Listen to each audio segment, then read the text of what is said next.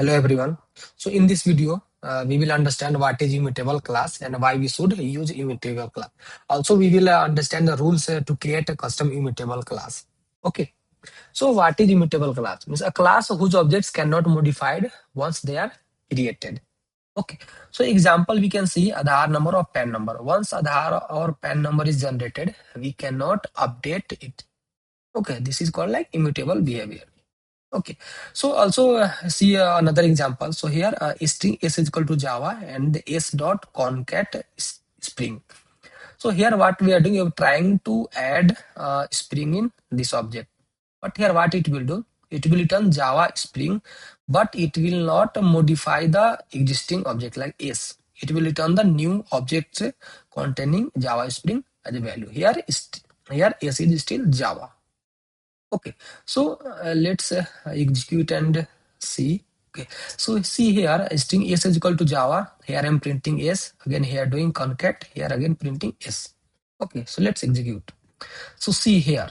Okay, so s is still Java only. After changing this concating, s is still Java. Okay, so now understand why we should use immutable class.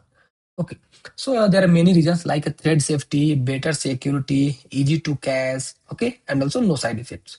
So thread safety, because like all immutable objects are automatically thread safe. Here like no synchronization needed.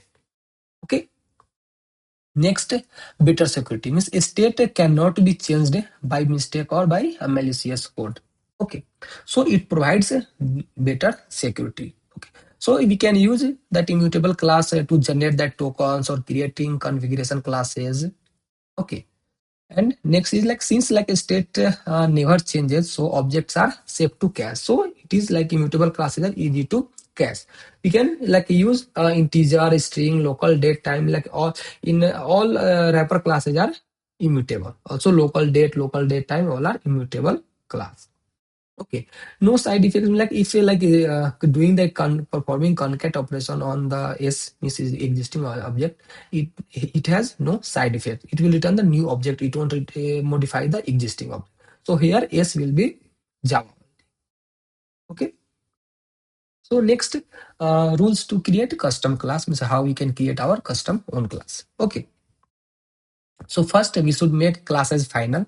If we will make class as final, what it will do? It will prevent subclass to subclass from changing behavior. Okay, then we have to make fields private and final. What it will do? It will prevent external modifications. Okay, so now no setter methods are required. Only fields will be initialized via constructor only.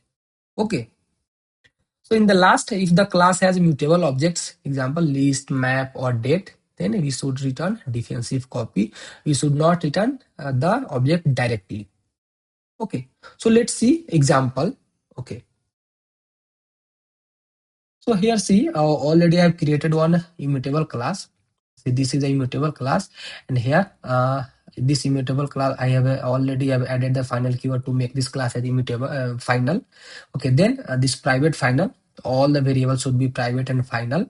Okay, so see here date is mutable, but this integer and string is immutable. So this for this date what we have to do, we have to run the defensive copy. Okay, so here all fields we should initialize via constructor only, no setter methods. Only getter methods are allowed in the immutable class.